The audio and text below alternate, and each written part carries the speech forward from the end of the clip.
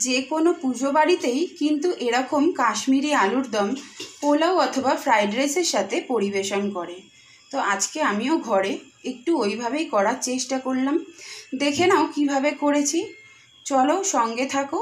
ভালো লাগলে কিন্তু লাইক কমেন্ট শেয়ার করতে ভুলবে না। আর নতুন বন্ধুরা অবশ্যই সাবস্ক্রাইব করে পাশে থাকবে।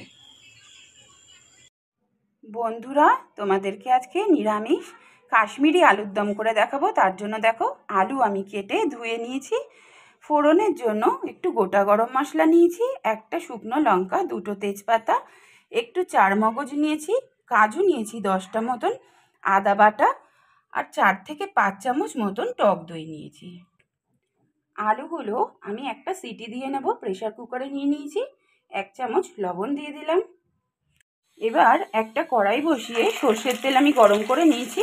এর মধ্যে ওই সেদ্ধ করা আলুগুলো এক এক করে আমি ছেড়ে দিচ্ছি। সেদ্ধ করার সময় লবণ দেওয়া ছিল, এই সময় আমি অল্প একটু হলুদ গুঁড়ো আর অল্প একটু কাশ্মীরি লঙ্কার গুঁড়ো দিচ্ছি। যেহেতু কাশ্মীরি আলুর দম করব, তাই এটা খুব ঝাল হবে না। এপিট ওপিট করে ঘুরিয়ে ঘুরিয়ে খুব ভালো করে ভেজে নেব। যেহেতু আলুটা হালকা করে একটু সেদ্ধ করা আছে, এইভাবে আলুদম করলে কিন্তু স্বাদটা খুব ভালো হয় আর রান্নাটাও চটজলদি হয়ে যায়। আলুগুলো খুব সুন্দর করে ভেজে নিয়েছি, এক এক করে তুলে নিয়েছি। ওই তেলের মধ্যেই এক এক করে ফোড়নগুলো দিয়ে দিচ্ছি। একটা শুকনো লঙ্কা মাঝখান থেকে দুভাগ করে দিলাম, দুটো তেজপাতা দিয়ে দিলাম, অল্প একটু গোটা গরম মশলা আর একটু সাদা জিরে দেব। খুব ভালো করে এবার নেড়ে চেড়ে নেব। ফোড়ন থেকে খুব সুন্দর গন্ধ উঠে গেছে। এই সময় আমি আদা বাটাটা দিয়ে দিলাম 1 চামচ। আদা বাটাটা তেলের সাথে খুব ভালো করে ভেজে নিয়েছি। এবার আমি দুটো টমেটো মিক্সিতে বেটে রেখেছিলাম দিয়ে দিলাম। টমেটোটা 5 থেকে 6 মিনিট খুব ভালো করে নেড়ে নিয়েছি। এক্সট্রা জলটা পুরো শুকিয়ে গেছে টমেটোর, নিশ্চয়ই বুঝতে পারছো। এবার এক এক করে গুঁড়ো মশলাগুলো দিয়ে দিলাম। 1/2 চামচ হলুদ গুঁড়ো দিলাম, ঝালের জন্য অল্প একটু লঙ্কার গুঁড়ো দিলাম, ধনে আর জিরে গুঁড়ো 1 চামচ দিলাম। মশলাগুলো খুব ভালো করে নেড়ে চেড়ে নিচ্ছি। এই সময় অল্প অল্প করে জল ব্যবহার করব, না হলে মশলাগুলো নিচে লেগে যেতে পারে। কালারের জন্য 1/2 চামচ কাশ্মীরি লঙ্কার গুঁড়ো দিলাম।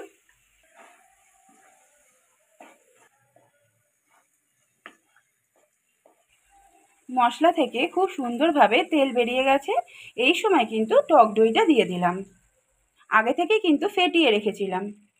রোজকারের মতো আবার বলে দিলাম, এই সময় কিন্তু গ্যাসের আঁচ একদম কম রাখতে হবে, না হলে টক দই ফেটে যাবে। টক দইটা মশলার সাথে খুব ভালো করে মেশানো হয়ে গেছে। এই সময় কাজু এবং চারমগজের যে পেস্টটা করে রেখেছিলাম সেটা দিয়ে দিলাম। এই সময়ও কিন্তু গ্যাসের আঁচ একদম কমিয়ে রাখতে হবে, যেহেতু কাজু আছে, না হলে কিন্তু কড়াইয়ের নিচে ধরে যাবে। এই সময় স্বাদ মতন লবণ দিয়ে দিলাম, 1 চামচ চিনি দিয়ে দিলাম। এই আলুর দমটা হালকা ঝাল হয়, একটু মিষ্টি মিষ্টি হয়। এইভাবে কিন্তু তোমরাও একবার কাশ্মীরি আলুর দম বানিয়ে খেও আর আমাকে কমেন্ট করবে যে কেমন হয়েছে খেতে। দুর্দান্ত লাগে কিন্তু। ফ্রাইড রাইস, পোলাও আর লুচি পরোটার সাথে তো অপূর্ব লাগবেই। মশলা কষানো আমার রেডি হয়ে গেছে। এবার এক এক করে ভাজা আলুগুলো দিয়ে দিচ্ছি। মশলার সাথে আলুগুলো নেড়ে চেড়ে মিশিয়ে দিচ্ছি।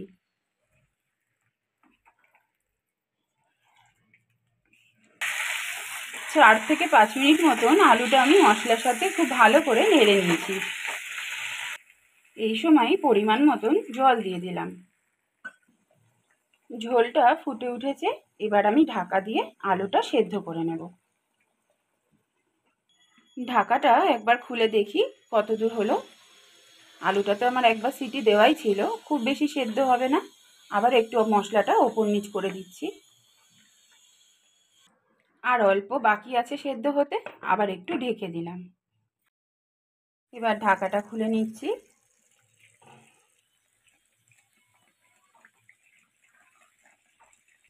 গরম মশলার গুঁড়ো 1/2 চামচ দিয়ে দিলাম। ভালো করে মিশিয়ে দিচ্ছি আলুর সাথে। কাশ্মীরি আলুর দম কিন্তু আমার রেডি হয়ে গেছে। আজকের রেসিপিটা যদি তোমাদের ভালো লেগে থাকে অবশ্যই লাইক কমেন্ট শেয়ার করবে। নতুন বন্ধুরা তোমাদের রিকোয়েস্ট করলাম অবশ্যই সাবস্ক্রাইব করে আমাদের রান্নাঘরের পাশে থেকো। আজ তাহলে এই পর্যন্তই, খুব শিগগিরই আবার অন্য একটা রেসিপি নিয়ে দেখা হচ্ছে। আর অবশ্যই কিন্তু করে খেও।